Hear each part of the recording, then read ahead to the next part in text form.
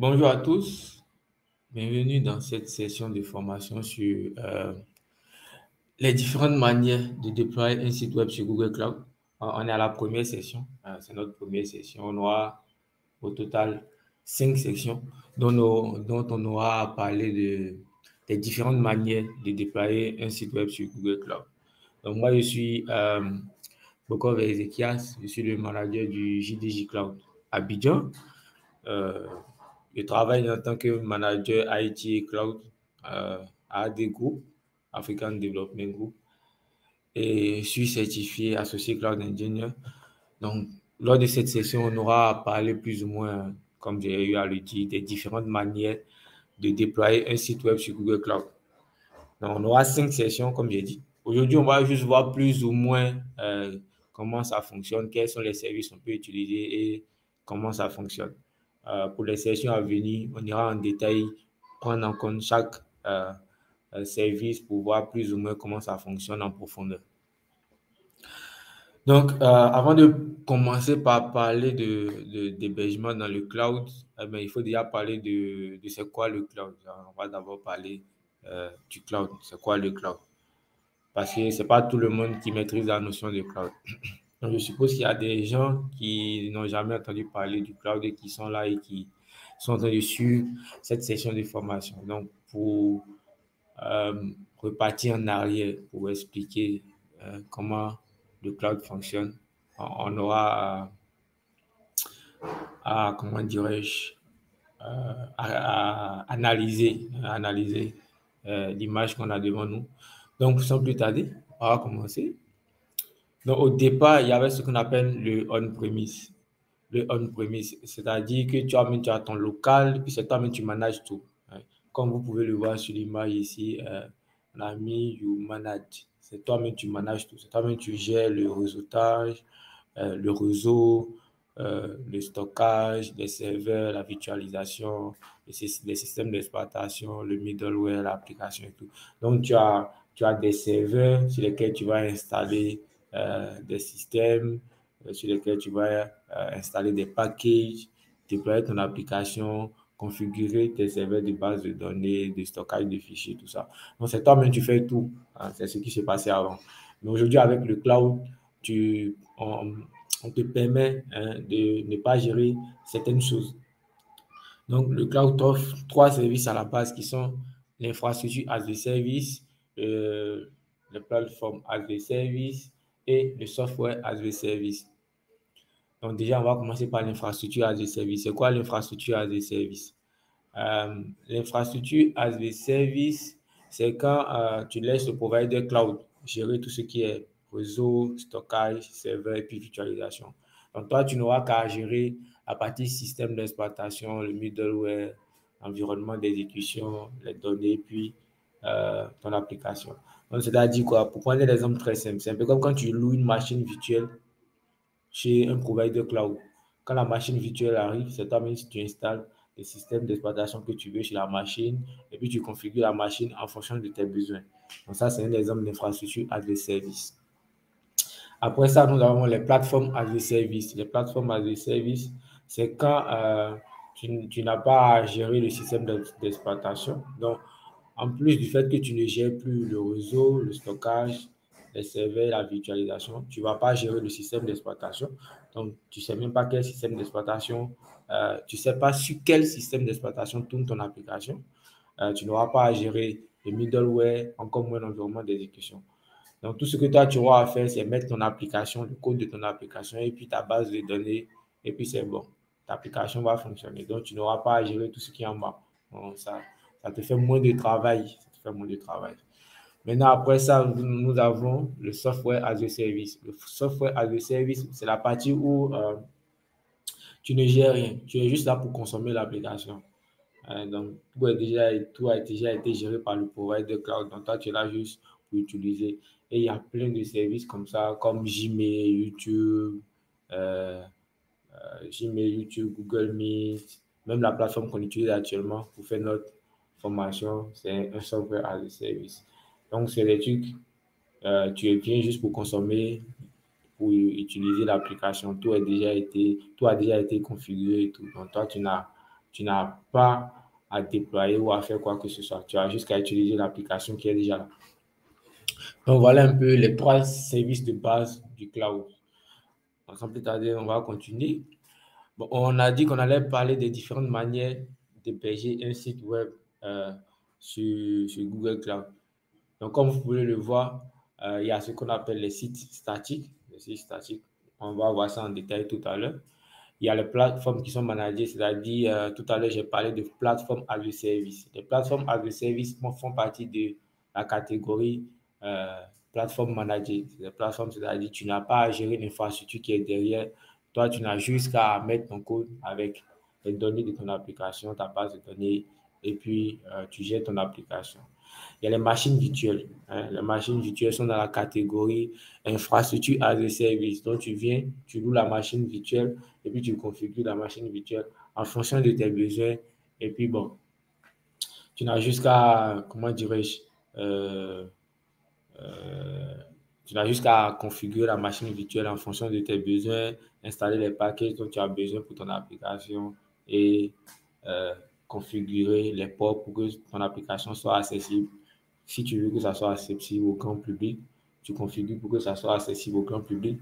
Si tu veux que ça soit seulement accessible en interne, si c'est une application spécialement pour l'entreprise, c'est que c'est seulement les utilisateurs de l'entreprise qui pourront accéder à cette application. Maintenant, il y a ce qu'on appelle les conteneurs. Donc, les conteneurs, c'est quoi? C'est un peu comme une boîte. C'est un peu comme les conteneurs qu'on a l'habitude de voir là. C'est une boîte. À l'intérieur de la boîte, tu as ton application, tu as les dépendances de ton application. C'est-à-dire, à l'intérieur de la boîte, tu mets tout ce qu'il faut pour pouvoir faire fonctionner ton application. Donc, c'est un peu ça les conteneurs, hein. Donc, c'est plus ou moins ça. Donc, on a eu à parler des sites statiques qui ne sont pas dynamiques. C'est des sites où il y a juste du HTML, CSS, JavaScript.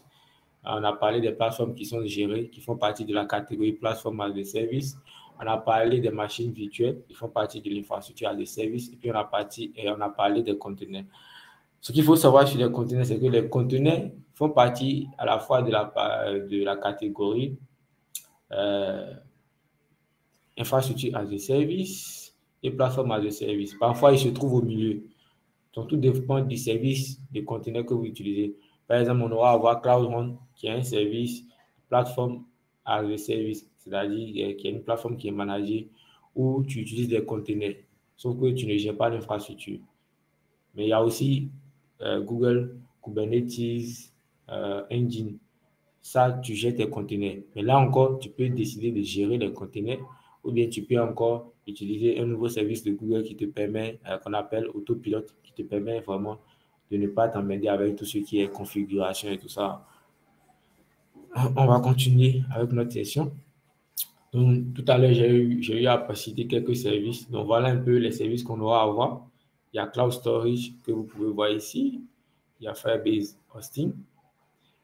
Il y a Google Compute Engine, ça c'est les machines virtuelles. Il y a App Engine qui est une plateforme managée. Il y a Cloud aussi qui est une plateforme managée. Donc on aura à voir tout ça durant les autres séances de formation qu'on aura, hein. Comme j'ai eu à le dire, on aura 5 sessions de formation. Donc ici, nous allons voir plus ou moins les sites statiques.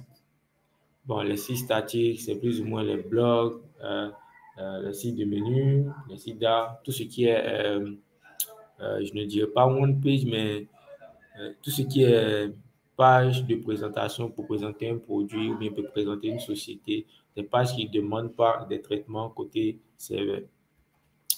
Donc, comme j'ai eu à le dire tout à l'heure, les sites statiques sont composés d'HTML, CSS, JavaScript. Donc, il n'y a pas de PHP. PHP, bon, c'est un langage serveur qui tourne sur les serveurs. On n'a pas besoin de ça ici. Donc, c'est plus ou moins statique. Donc, le contenu, il faut modifier le code pour pouvoir changer le contenu. Il n'y a pas de traitement dynamique. C'est à cause de ça, il n'y a pas de langage dynamique qui intervient. Par contre, il peut y avoir de confusion au niveau de la partie JavaScript. Parce qu'aujourd'hui, avec JavaScript, on peut faire aussi du dynamique. Par exemple, avec Node.js, tu peux écrire de façon, tu peux écrire un serveur qui va fonctionner derrière ton application pour gérer les requêtes et tout. Donc, ce qu'il faut comprendre ici, c'est que la partie JavaScript, c'est plus la partie pour designer, ajouter des effets sur le site web. Ce n'est pas la partie JavaScript où on gère, comment dirais-je, on configure un serveur derrière avec Node.js. Non, ce n'est pas la partie dynamique. Donc, JavaScript ici, c'est plus ou moins la partie, l'aspect euh, design, animation sur le site et tout.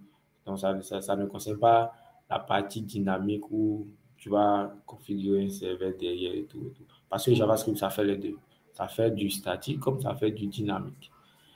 Donc, c'est un peu ça, ce que c'est qu'un site web euh, statique. HTML, CSS, JavaScript. Il y a pas de langage dynamique.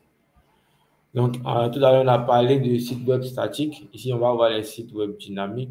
Bon, les sites web dynamiques, c'est les sites web qui demandent des traitements derrière. Tout à l'heure, j'ai eu à dire que les sites web statiques, c'est les sites où c'est plus ou moins des sites d'information, des sites où on te présente un produit dont tu viens, tu vas, te parle de quelque chose et tout et tout. Tu n'as pas à, comment dirais-je, tu n'as pas à renseigner des informations envoyées pour qu'il y ait des traitements en background. Il n'y a pas de traitement en background. C'est juste vraiment des sites où tu viens, on t'affiche juste un contenu, tu consommes le contenu, puis tu t'en vas. Tu n'as pas comment dire, renseigner des informations, comme j'ai dit, envoyer un formulaire ou encore, comment dirais-je, le site ne change pas en fonction de l'utilisateur. Donc, c'est vraiment des sites qui sont statiques. Comme on le dit, statique, ça ne bouge pas. Alors que les sites dynamiques, c'est des sites qui peuvent changer en fonction de l'utilisateur, où il y a du traitement. C'est des sites où il y a du traitement dynamique derrière. C'est-à-dire, l'utilisateur vient, il clique sur un bouton, il effectue des actions et tout. Comme vous pouvez le voir ici dans l'exemple, on a présenté un site web dynamique où il y a une partie pour gérer les paiements, pour gérer les achats, pour gérer les inventaires, puis pour gérer les produits. Donc, c'est plus ou moins ça ce que c'est qu'un site web dynamique. Les sites web dynamiques, c'est les sites où il y a du traitement dynamique derrière, où les informations peuvent changer en fonction de l'utilisateur et en fonction des besoins du client. Donc, ici, on a eu à parler des différents types de sites web. Maintenant, il faut savoir qu'il existe deux types d'architecture qu'on peut utiliser pour pouvoir développer ces sites web-là. Nous avons d'abord l'architecture monolithique. C'est ce que les gens ont l'habitude d'utiliser. Actuellement, même, c'est ce que beaucoup de personnes utilisent. Et puis après, nous avons l'architecture microservice. Ce qu'il faut savoir, c'est que, comme vous pouvez le voir, avec l'architecture monolithique, vous avez l'interface utilisateur où l'utilisateur vient pouvoir utiliser l'application, c'est-à-dire ce que l'utilisateur voit sur son navigateur. Vous avez la couche business et puis la couche des données pour pouvoir interagir avec les bases de données et tout, pour afficher les informations sur euh, l'interface utilisateur pour permettre à l'utilisateur de pouvoir utiliser. Maintenant, le problème avec les architectures monolithiques, c'est que tout se trouve dans un bloc. Donc, vous prenez un serveur, vous installez votre site web avec tout ce qu'il faut dessus. Lorsque votre serveur tombe, eh ben, tout votre site est HS. Donc, comme vous pouvez le voir, il y a la base de données qui est en rouge. C'est-à-dire, lorsque la base de données prend un coup, eh ben, le site aussi n'est plus disponible. Donc, c'est un peu comme mettre tous ses œufs dans le même panier. Dès que ça tombe, eh ben, il y a de fortes chances que tout se casse. C'est un peu ça l'architecture monolithique. C'est-à-dire, vous mettez tous vos œufs dans le même panier. Quand le panier tombe, eh ben, il y a de fortes chances que tout se casse. Donc, c'est un peu ça l'architecture monolithique. Maintenant, il y a ce qu'on appelle l'architecture microservice. L'architecture microservice a été créée dans le but de résoudre les problèmes de l'architecture monolithique. C'est-à-dire ne pas mettre tous ses œufs dans le même panier et puis vraiment séparer. Donc, ici, comme vous pouvez le voir, hein, c'est l'exemple d'un site web de e-commerce. Comme vous pouvez le voir, il y a l'interface utilisateur du microservice, c'est-à-dire ce que le client y voit. C'est ça qui est la partie microservice UI. C'est ce que l'utilisateur voit quand il vient sur le site. Maintenant, il y a un microservice pour gérer tout ce qui est commande. Il y a un microservice pour gérer tout ce qui est produit. Il y a un microservice pour gérer tout ce qui est paiement. Il y a un microservice pour gérer tout ce qui est inventaire. Donc, au lieu de mettre maintenant tous ces œufs dans le même panier, eh bien, on sépare chaque fonctionnalité de l'application, puis on met ça séparé. Et puis, chaque fonctionnalité de l'application, c'est-à-dire chaque microservice avec sa base de données. Bon, l'architecture peut changer en fonction des besoins. Donc, pour éviter vraiment que lorsque un service est atteint, que cela ne puisse pas toucher les autres. Donc, on ne sait pas les services. Donc ici, par exemple, dans notre architecture, si le service commande n'est plus disponible, le service produit va toujours fonctionner, le service inventaire va toujours fonctionner, le service paiement va toujours fonctionner. Or, dans l'architecture monolithique, eh bien, c'est tous ces services-là, on met dans un seul bloc et puis on met sur un seul serveur. Je ne sais pas si vous comprenez un peu. Donc, vous prenez tout ça, vous mettez ça dans un bloc, puis vous mettez ça sur un serveur. Donc, lorsqu'il y a un service qui a un problème, automatiquement, tous les autres services sont touchés, puis le site est HS. Or, ici, dans l'architecture microservice, mais si le microservice commande n'est pas disponible, eh bien, c'est juste le microservice commande qui n'est pas disponible. Donc, votre application continue de tourner et de fonctionner. Sauf que la partie commande ne sera pas disponible pour les utilisateurs. Si le service produit n'est pas disponible, eh bien, c'est seulement le service produit qui n'est pas disponible. Les autres services continuent de fonctionner. Sauf qu'il peut arriver que le dysfonctionnement d'un service peut arriver que le dysfonctionnement d'un service ait des répercussions sur d'autres services. C'est pour ça qu'avec le microservice, il y a une fonctionnalité qui permet de redémarrer automatiquement les services lorsqu'ils sont HS. Et c'est là qu'interviennent les conteneurs. Ben, tout à l'heure, j'ai parlé des conteneurs. Donc, au lieu de mettre tout dans un bloc, on met tout séparé dans des conteneurs. Donc, tu prends une boîte, tu mets ton application, les dépendances de ton application. Puis, c'est la boîte qui tourne et c'est ça qui fait ton microservice ou bien ton application. Donc, c'est un peu ça ce que c'est que le microservice. Donc, c'est vraiment l'objectif des microservices, c'est de vraiment séparer les fonctionnalités de l'application pour éviter que lorsqu'une fonctionnalité est touchée, que cela ait des, comment dire même, que cela ait des répercussions sur les autres. Comme j'ai eu à le dire, en fonction des liens qu'il y a entre les services, il peut arriver qu'un service ait besoin d'un autre service pour fonctionner. Mais sauf t-il que lorsqu'un service est HS, cela ne voudra pas dire que les autres sont HS. C'est-à-dire que les autres continuent de fonctionner, même s'il y en a qui ont besoin du service qui est HS pour fonctionner. Mais les autres vont toujours continuer de fonctionner. Sauf que dans le monolithique, quand un service est HS, c'est tous les services qui sont HS. C'est ça le problème avec le monolithique. Pas avec le microservice. Lorsqu'un service est HS, les autres services continuent de fonctionner. Et puis chaque service avec sa base de données. Donc, ce qui permet vraiment de réduire les risques. Sauf que la complexité avec les microservices, c'est la communication. Parce qu'au niveau du monolithique, on a un seul bloc. Au niveau des microservices, on a plusieurs blocs. Donc, le challenge avec les microservices, c'est de pouvoir faire communiquer les différents types de blocs qu'on a. Donc, c'est un peu ça. Donc, maintenant, nous allons voir plus ou moins, OK, nous allons voir les différents types de mise à l'échelle. Parce qu'ici, on a parlé de monolithique, et on a parlé de microservices. Maintenant, on va voir plus ou moins côté infrastructure, comment cela se passe. Parce qu'ici, on a plus ou moins vu l'architecture, mais on va voir côté infra, comment on gère. Donc ici, par exemple, il y a, comme vous pouvez le voir, il y a la mise à l'échelle verticale. La mise à l'échelle verticale, c'est quoi? C'est-à-dire tu loues une machine virtuelle, tu installes ton site web dessus. Au fur et à mesure, les besoins augmentent et qu'il y a plus de personnes qui se connectent sur ton site web. Eh bien, tu augmentes la capacité de ta machine. Donc, si ta machine, c'était 2 gigas de RAM et puis 2 processeurs, tu augmentes, tu passes à 4 gigas de RAM, 4 processeurs. C'est ça la mise à l'échelle verticale. Donc, tu ne fais qu'augmenter la capacité de ta machine.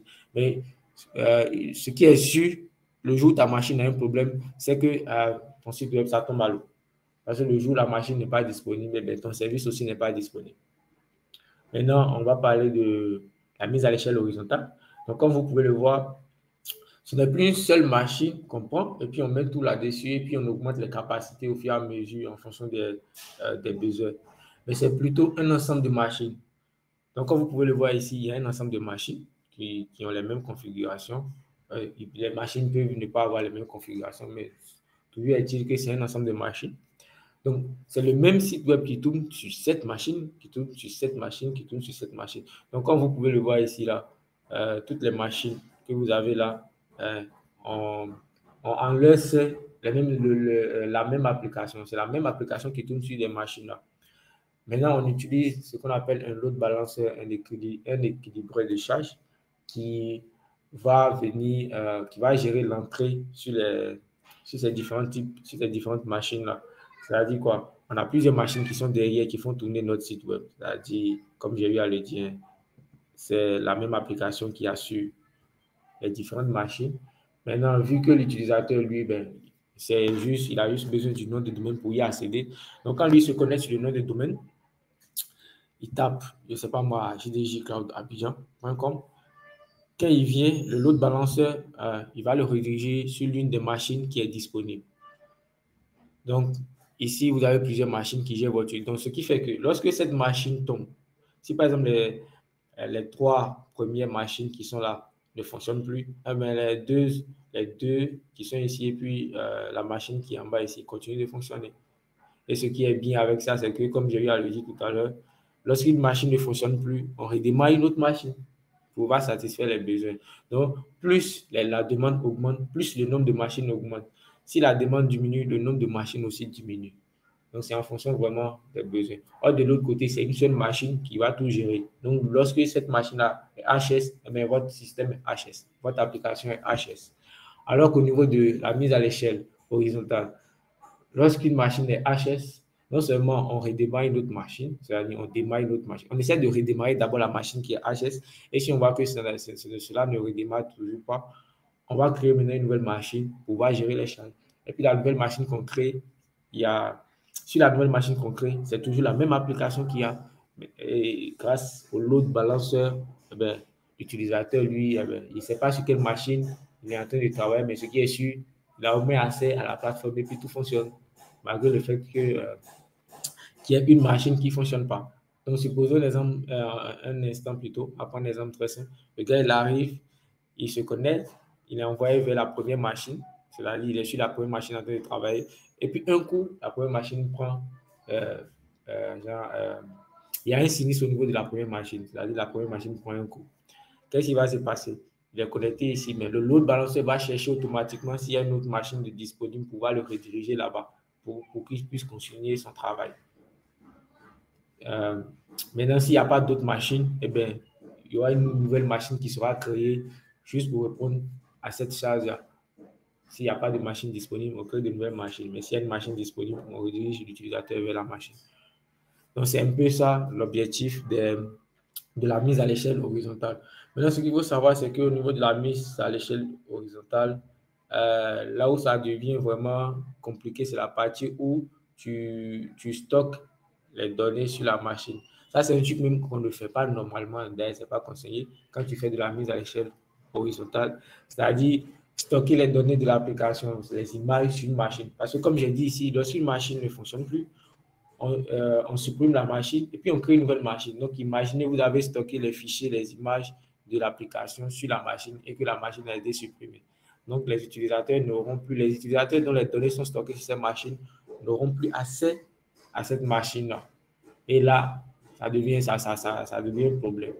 Donc, avec la mise à l'échelle horizontale, on ne sait pas vraiment, c'est-à-dire on passe en microservices, c'est-à-dire on ne sait pas tout, la base de données à part, le serveur de fichiers à part, tout est séparé, de telle sorte que sur la machine, il y a juste l'application sur la machine, juste votre application. Sur votre machine, vous avez juste l'application qui tourne. Et puis l'application maintenant va aller chercher les fichiers, les informations dont il a besoin sur d'autres services. Ce qui fait que ben, lorsqu'une machine est HS, ben, on redémarre une nouvelle machine qui va toujours communiquer avec les bases de données externes ainsi que les systèmes de fichiers externes pour pouvoir récupérer les données dont il a besoin pour satisfaire les demandes de l'utilisateur. Donc, tout à l'heure, on a eu à parler plus ou moins d'architecture, puis on a eu aussi à parler de mise à l'échelle. Maintenant, ici, nous allons voir un exemple de service managé. C'est un exemple de service managé, serverless, qui est utilisé pour pouvoir héberger les sites web. Donc, ça, c'est vraiment la base. Donc, c'est quand vous avez un site web statique, c'est-à-dire un site qui ne change pas, peut-être c'est un site que vous modifiez chaque 1 an ou bien 2 ans. C'est vraiment un truc qui est statique. Bon.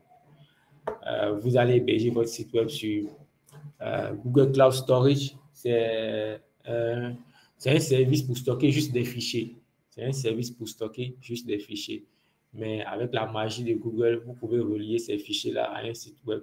De telle sorte que quand quelqu'un tape, par exemple, www.cloudybackup backes.com, eh ben, il accède à votre site web. Donc, comme vous pouvez le voir, le cloud storage, c'est juste des espaces pour stocker des fichiers. C'est comme un seau, comme vous pouvez le voir sur l'image, où vous stockez juste vos fichiers. Vous mettez juste vos fichiers, puis après, vous configurez le service pour qu'il puisse être relié, vous configurez le service pour le relier à un DNS qui va permettre de pouvoir faire le lien entre votre nom de domaine et puis les fichiers qui sont stockés dans ce service-là. Donc, c'est plus ou moins ça. Donc, comme j'ai dit aujourd'hui, on aura à voir juste l'aspect théorique. On va juste parler de la théorie, l'aspect théorique.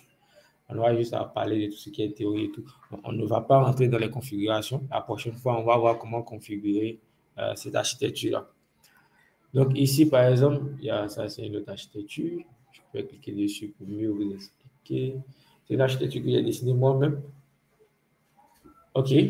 Donc, ici, on va commencer par Cloud Run, puisque c'est un service serverless. OK. OK. Donc, comme vous pouvez le voir ici, vous avez un ensemble de services. Hein. Bon, n'ayez pas peur, n'ayez pas peur, n'ayez pas peur des services qui sont là. On aura à parcourir certains services. Donc, ne vous inquiétez pas. On va en parler. Donc, tout à l'heure, j'ai parlé des services, j'ai parlé de tout ce qui est microservices et j'ai parlé de tout ce qui est mis à l'échelle horizontale. Et j'ai eu à dire qu'il faut éviter de mettre les fichiers de son application, mais sa base de données sur une machine lorsqu'on fait la mise à l'échelle horizontale. Donc, comme vous pouvez le voir ici, on a nos applications qui sont sur Cloud Run. Cloud Run, c'est un service managé de Google qui permet d'héberger un site web, une application dans des conteneurs. On aura aussi à voir l'aspect conteneur après. Au fur et à mesure, on va avancer dans notre formation. Donc, vous avez votre application qui est sur Cloud Run. Vous avez les fichiers de votre application, tout ce qui est images, vidéos, tout ce qui est fichiers binaires qui est sur Cloud Storage. Et puis, vous avez tout ce qui est données, tout ce qui est données concernant la base de données, que ce soit SQL Server, MySQL, PostgreSQL, qui sont stockés sur Cloud SQL, qui est un autre service de Google. Donc, comme vous pouvez le voir ici, vous avez juste votre application, c'est-à-dire les fichiers de votre application qui sont sur Cloud Run, votre base de données qui est externe, qui est sur un autre service de Google, et puis vos fichiers qui sont sur un autre service de Google en externe. Bon, quand je dis externe, c'est que ce n'est pas sur la machine où il y a votre application, mais c'est en dehors de la machine où il y a votre application. Mais c'est toujours sur Google Cloud. C'est toujours sur Google Cloud, mais c'est des services qui sont, comment dire même, qui sont pas... c'est des services qui sont indépendants, en fait. C'est des services qui sont indépendants les uns des autres. Et ce qui est sûr, ces services-là communiquent ensemble pour échanger des données, pour échanger des informations. Donc, vous avez votre application qui est sur Cloud Run. Vous avez vos fichiers qui sont stockés sur Cloud Storage et puis votre base de données qui est sur Cloud SQL. Donc, vous voyez vraiment ici, lorsqu'un service est en panne, eh bien, cela n'affecte pas la base de données ou encore votre fichier de stockage. Mais il y a d'autres, lorsqu'un service tombe en panne, il y a d'autres services qui vont prendre la relève. Et c'est comme vous pouvez le voir, tout à l'heure, j'ai parlé de d'autres balanceurs. C'est lui qui va choisir vraiment quand l'utilisateur arrive. Excusez. OK, donc quand l'utilisateur il arrive, avant de se connecter à l'application, il va passer par un service qu'on appelle Cloud Armor. C'est un service de sécurité pour gérer tout ce qui est aspect sécurité de votre plateforme. Et ça évite les injections SQL, les attaques DDoS et aussi vous pouvez filtrer aussi les adresses IP. Donc, c'est un service de sécurité de Google pour protéger votre application. Donc, une fois que l'utilisateur a passé ce service-là, il va arriver sur le CDN, le Cloud CDN. Bon, le Cloud CDN, comme le nom l'indique, Content Delivery Network, c'est un réseau de livraison de contenu. L'objectif, c'est de rapprocher le contenu de l'utilisateur. C'est-à-dire, à chaque fois que l'utilisateur arrive, au lieu d'aller vers le serveur récupérer les informations pour voir ce qu'il veut voir sur votre site web, le jour où l'utilisateur arrive la première fois, il va d'abord sur le serveur et récupère. Mais une fois qu'il a récupéré sur le serveur, ces données sont stockées au niveau du Cloud CDN. Donc, la prochaine fois qu'il revient, il n'a pas à aller encore sur le serveur chercher les mêmes informations. Donc, il va au niveau du CDN récupérer l'information le plus rapidement possible. Donc, l'objectif des CDN, c'est de vraiment rapprocher le contenu de l'utilisateur. Donc, après ça, ben, vous avez le load balancer qui est là. Lui, son rôle, vu qu'il y a plusieurs services qui sont derrière, c'est de vraiment gérer en fonction de la demande de l'utilisateur, là où le rediriger. Donc ici, comme vous pouvez le voir, il y a un service qui est au centre des États-Unis, un autre service qui est en Europe, un autre service qui est à un autre endroit, je crois, à l'ouest des États-Unis. Donc ici, qu'est-ce qui va se passer?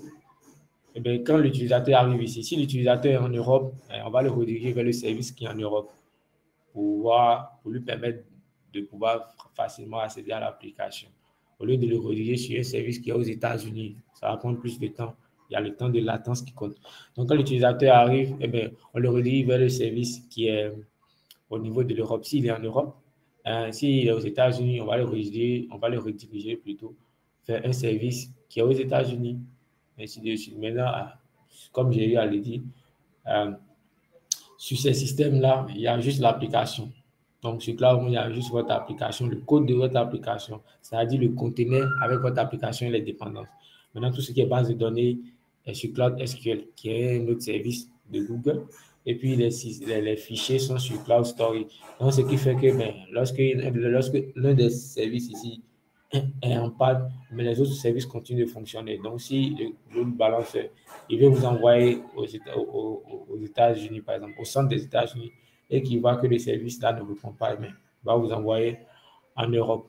Bon, ce qu'il faut savoir, c'est que cette fonctionnalité, pour le moment, ça ne fonctionne pas avec Cloud Run, parce que le load balancer n'est pas en mesure de savoir s'il y a un de vos services Cloud Run qui n'est pas disponible, dans la mesure où s'il y a un problème sur l'application. Il ne peut pas savoir s'il y a un problème sur l'application pour pouvoir changer, pour pouvoir rediriger ailleurs. Mais ce qui est sûr, qu'il y a cette fonctionnalité qui existe, qui fonctionne par exemple pour Google Computer Engine qu'on va voir tout à l'heure. Donc, c'est plus ou moins ça, hein, les différents types d'architecture qu'on peut avoir. Ici, on a vu l'architecture avec un service managé qui est géré par Google, où vous n'avez pas à gérer les serveurs et tout. Vous allez venir juste mettre votre code et puis paf, ça fonctionne. Maintenant, ici, tout ce qui est opération, c'est tout ce qui est monitoring, voir plus ou moins la consommation des ressources et tout, voir les logs de votre application, si on a fait des requêtes GET et tout ça. Il y a aussi les erreurs, gérer les erreurs s'il y a une erreur dans l'application. Il y a aussi les traces pour gérer tout ce qui est latence et tout.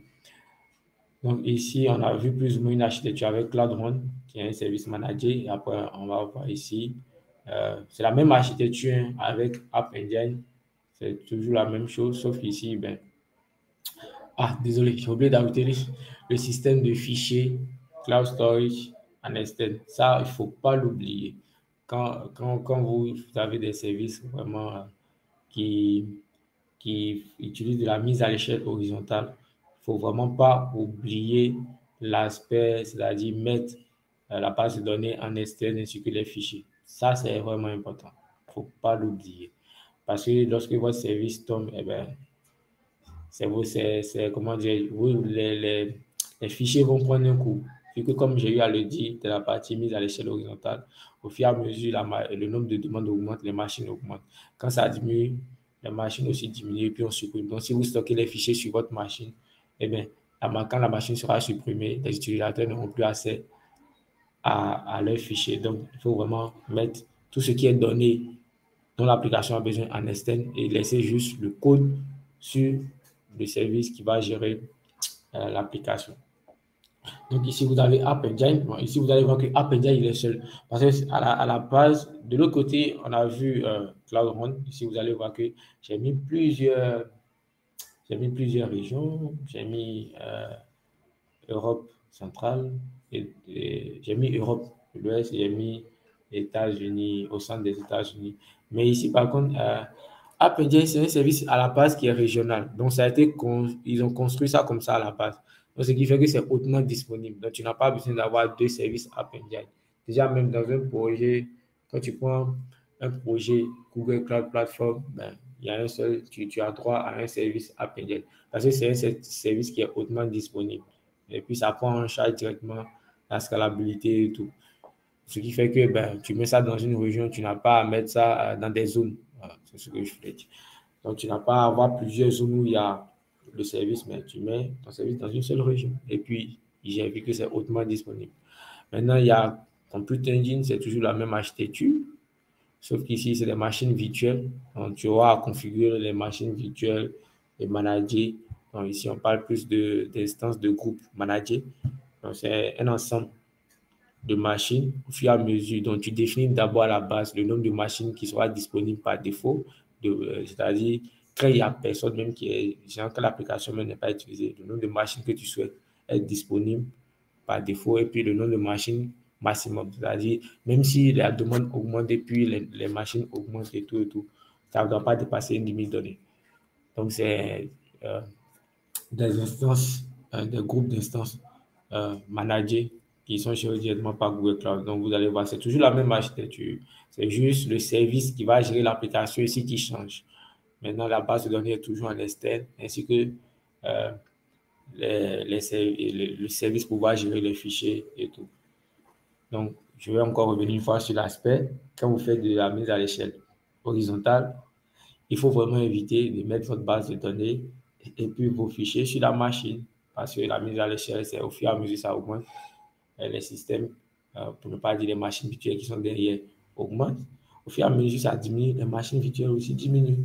Donc, si tu as mis les fichiers avec les bases de données sur la machine, eh bien, lorsque la machine sera supprimée, l'utilisateur et les utilisateurs qui ont stocké les données sur cette machine-là ne pourront plus accéder à l'information. Donc, c'est plus ou moins ça. Donc, l'objectif de cette séance, c'était vraiment de parler des différents services de Google où on héberge des sites web. Il y a un autre service de Google qu'on appelle Compute Engine.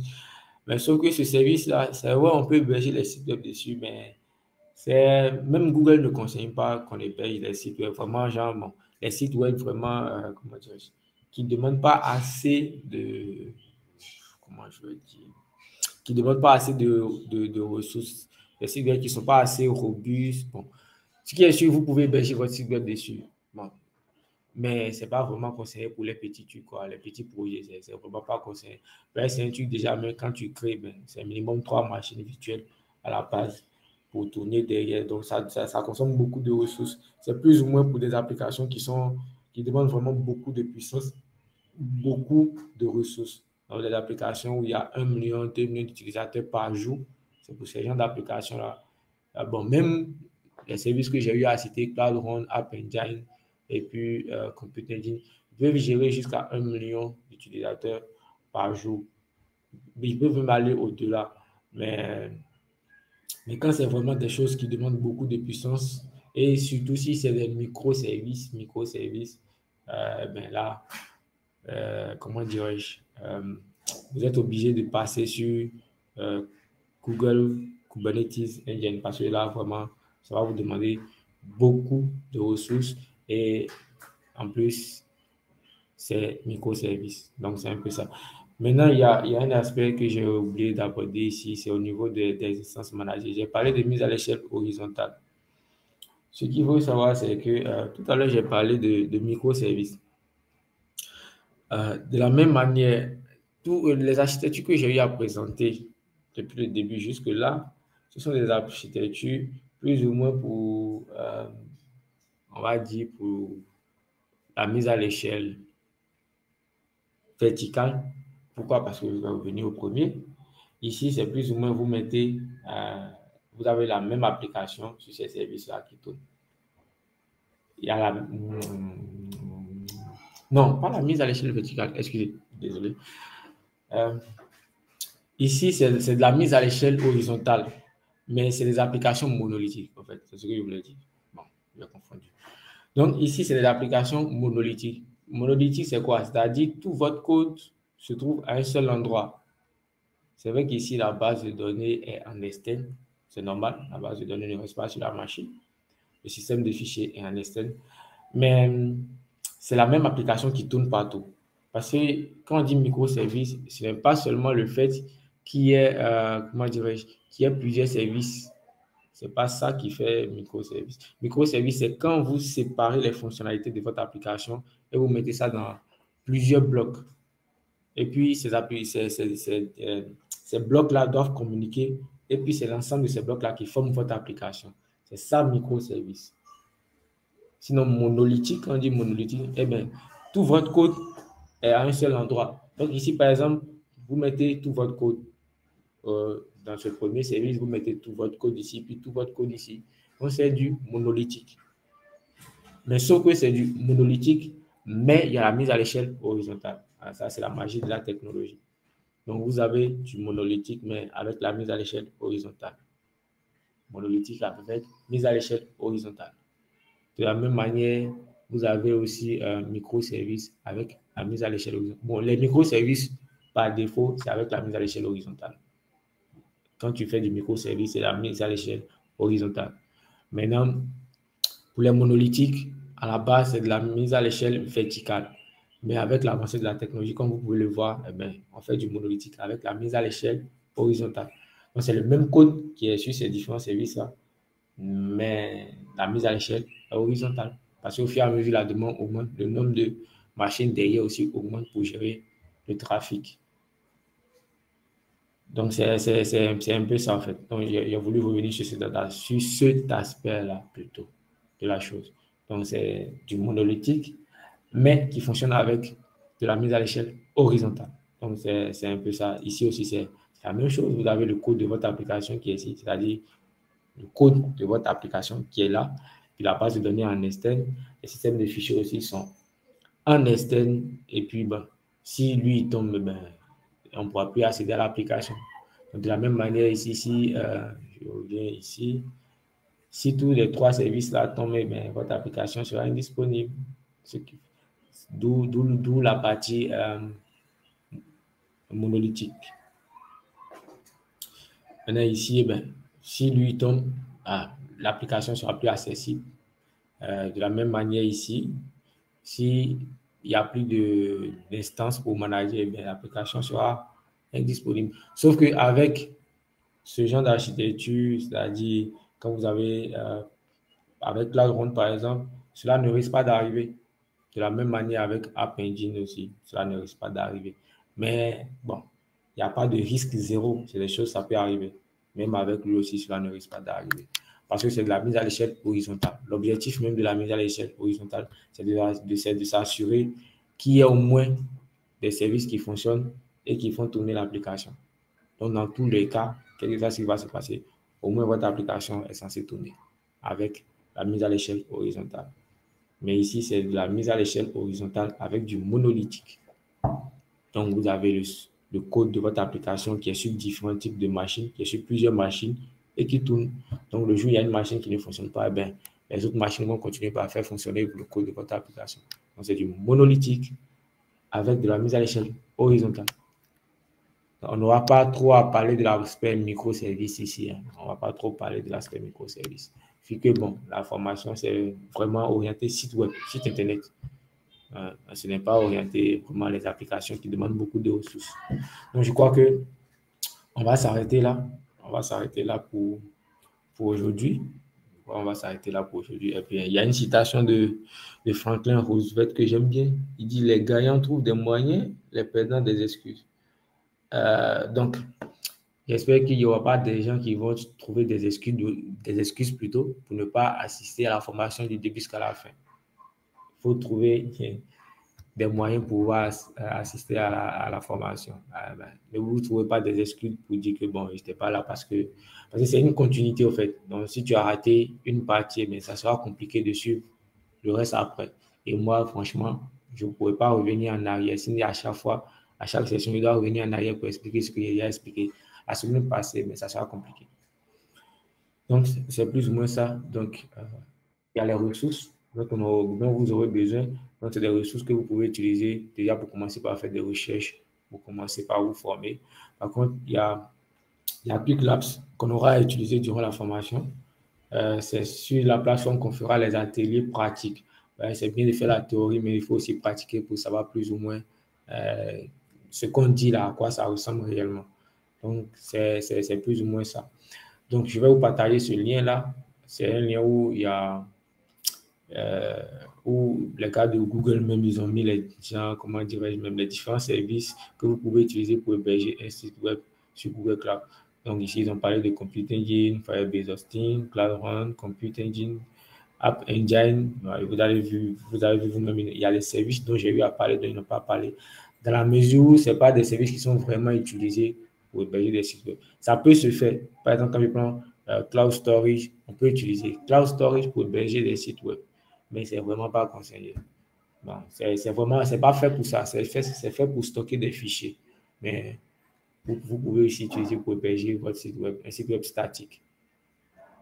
Donc, comme vous avez vu ici, ils ont vraiment fait des catégories. Dans la catégorie site web statique, ils ont juste mis Firebase Hosting. Ils n'ont pas mis Cloud, Cloud Storage, parce que Cloud Storage, c'est pas fait pour ça. Même si on peut héberger site web statique là-bas, mais à la base, ça n'a pas été construit pour ça. Donc ici, il y a Compute Engine. Les deux premiers, c'est Compute Engine avec des solutions déjà préconfigurées. Et puis ici, vous avez pour tout ce qui est site web dynamique. Et comme vous pouvez le voir ici aussi, ils n'ont pas parlé de Kubernetes. Comme j'ai eu à le dire, Kubernetes, c'est vraiment pour des applications qui demandent beaucoup de ressources. Des applications comme Gmail, comme Google Meet, comme YouTube, des applications qui consomment beaucoup. Donc, c'est vraiment parfait à la base pour pouvoir gérer un site web, juste un site web. C'est fait plus ou moins pour des applications vraiment robustes et solides. Donc, c'est plus ou moins ça. Donc, vous pouvez aller vérifier ici, plus ou moins, pour faire plus de recherches, pour aller en profondeur. Et comme ça, la prochaine fois qu'on va se voir, on aura à parler. La prochaine fois, on va entrer en détail dans tout ce qu'on a vu aujourd'hui. Firebase Hosting, comment ça passe, comment ça se passe, Cloud Run, comment on héberge, ainsi de suite, ainsi de suite. Donc, on va aller en profondeur et puis on va faire la pratique pour voir plus ou moins comment ces services-là fonctionnent, comment on configure ces services-là. Maintenant, comme j'ai dit, vous pouvez venir ici pour faire des recherches. Je vais vous donner le lien pour approfondir vos recherches. Donc, je vais vous envoyer le lien tout à l'heure dans le chat. En dehors de ça, OK, concernant ces deux services-là, dit WordPress, il y a beaucoup de personnes qui utilisent WordPress. Donc, comme j'ai dit, il y a des solutions déjà préconfigurées sur Google pour pouvoir gérer WordPress, tout ce qui est WordPress, ou bien configurer un serveur déjà avec Linux, Apache, MySQL, PHP. Tout va dépendre de vous.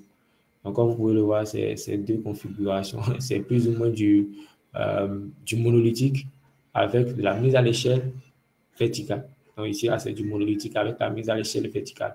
Parce que votre système est sur la machine, votre serveur HTTP est sur la machine, votre base de données est sur la machine, vos fichiers sont sur la machine. Donc, le jour où la machine prend un coup, c'est tout qui prend un coup.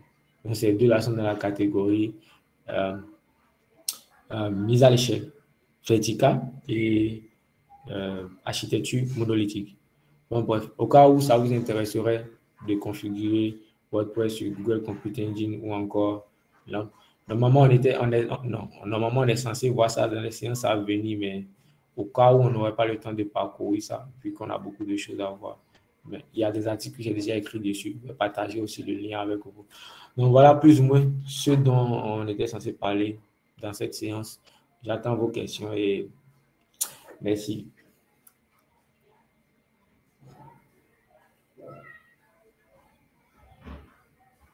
Je ne sais pas s'il y a des questions.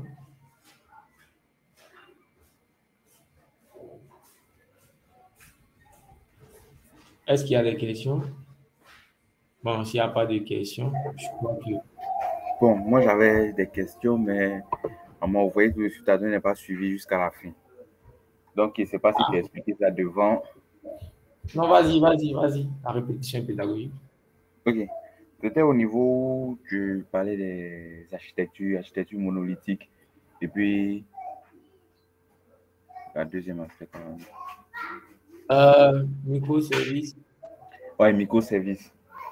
Quand tu expliquais, j'avais l'impression que l'architecture monolithique, je peux dire que c'est bien pour les sites statiques. Ok, Et c'est pour puis, ça que tu vois la chose. monolithe, et puis microservices, ça serait mieux pour les sites dynamiques où il y a des données à gérer.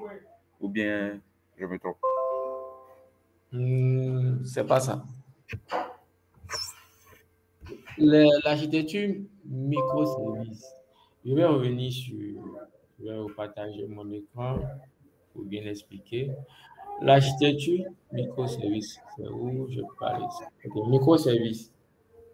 Et puis monolithique. Monolithique, c'est quand tu mets tout ce dont ton application a besoin sur une seule machine. Je ne sais pas si tu Mhm. vois. Oui, oui. Ici, par exemple, tu vois, il y a la base de données. Donc, déjà, quand tu dis statique, dans un site web statique, il n'y a pas de base de données. Mhm. Donc, l'architecture monolithique, c'est quand tu mets vraiment tous tes jeux dans le même panier. La base de données, système de fichiers, et tout dans c'est un seul endroit. Donc, il y a ton code, il y a ta base de données, il y a les fichiers, il y a tout ce dont ton application qui a besoin, tout ce dont ton application a besoin sur une seule machine. Donc, lorsque la machine là prend un coup, c'est ton application qui prend un coup. Mhm. Je ne sais pas si tu vois un peu. Oui, oui, je vois. OK. Maintenant, la partie microservice, c'est quoi? C'est-à-dire, quand je prends par exemple un site e-commerce, si tu développes un site e-commerce au format monolithique plutôt, qu'est-ce qui va se passer? Tout ce que tu auras à faire sera sur la même machine, le code sera ensemble. C'est-à-dire, tu ne vas pas écrire, comment dirais-je même, comment je vais t'expliquer ça? Toutes les fonctionnalités de ton application ben, seront ensemble dans un même dossier. Je ne sais pas si tu as déjà utilisé WordPress. Oui, un peu. OK. Comme tu as déjà utilisé WordPress, tous les fichiers de WordPress sont dans un seul dossier. Oui, oui. Tu vois, non? Donc, tout Mhm. est ensemble, en fait. WordPress, c'est dynamique, c'est pas statique. Mais pourtant, c'est monolithique. L'architecture, c'est monolithique. Tout est ensemble, en fait. Tout ce dont ton application a besoin, là, c'est dans un seul dossier. Je ne sais pas si tu vois un peu. Mhm. Or, quand tu prends un microservice, comment ça se passe, en fait? Quand tu prends un site e-commerce, par exemple, au lieu de développer tout ensemble, on peut dire au gars, par exemple, au développeur Java de développer la partie commande. Le service qui gère juste les commandes sur le site web là, en Java. On développe la partie produit, le service qui gère les produits en PHP. On développe la partie qui gère les inventaires en Python. On développe la partie qui gère les paiements en Golang. Et puis, on développe la partie qui gère les microservices UI en Node.js. Je ne sais pas si tu vois un peu. Donc, Mhm. on a les fonctionnalités de l'application qui sont développées euh, dans de différents langages. Le Je sais pas si narratif. tu vois, là, de différents langages de programmation. Mhm. Or, cela ne peut pas se faire dans la partie monolithique. Dans la partie monolithique, c'est un seul langage que tu utilises du début jusqu'à la fin de ton code. Et puis, tout est dans le même dossier. Or, microservice, non seulement tout n'est pas dans un même dossier, chaque service avec son dossier, mais tu peux utiliser le langage que tu veux pour tes services, pour tes microservices plutôt. Et c'est l'ensemble de ces microservices qui vont former ton service en bloc. Et puis, les services sont sur différentes machines. Comme j'ai dit, sont dans des conteneurs.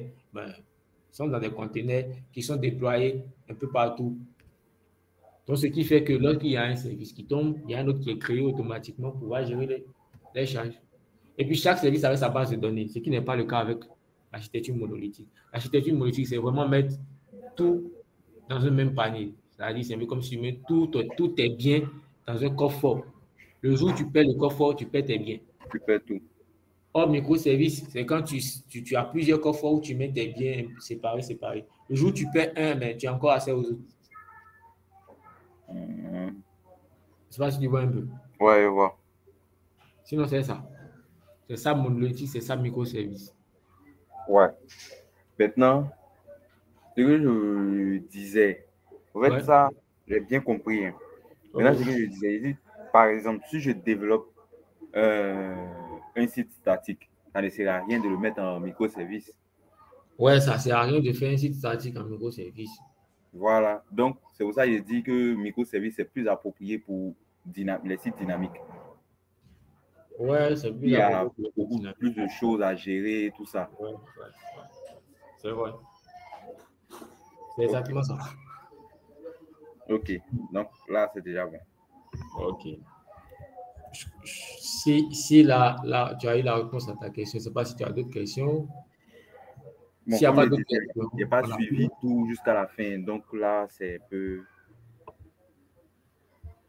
Ok. Je crois que si on n'a pas d'autres questions, eh ben, je ne sais pas s'il y a d'autres questions. On va mettre fin à la séance. Et Ok. qu'est-ce que j'ai enregistré? J'ai regardé après. S'il y a d'autres questions. Ok. Donc, merci à vous d'avoir participé à cette séance de formation. Vraiment, merci d'avoir pris le temps de venir assister. Eh ben, on se dit à la prochaine. Merci beaucoup.